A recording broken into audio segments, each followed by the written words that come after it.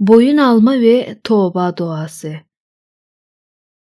Ya Rab, Huday ve halasker İsa Mesih, rehimdarlığın hazinası ve kutuluşun çeşmesi, men günahlarımı boyun alma için senin yanına gelýärin.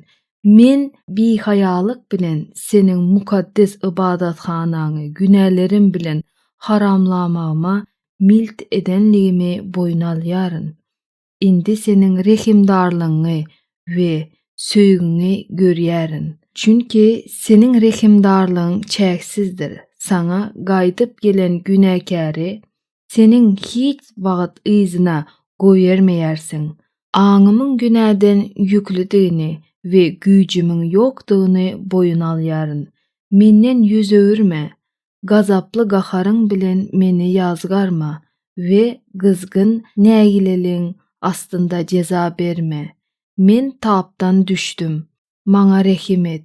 Ya Rab, meni adalatyň bilen däldi, rehimdarlygyňa göre höküm et.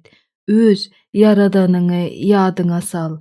Meni synagdan geçirme. Çünki gullaryň hiç biri de eden işini aklap bilmez. Senin şöhratyňa laýyk gelýän maňa täze eşik geydir.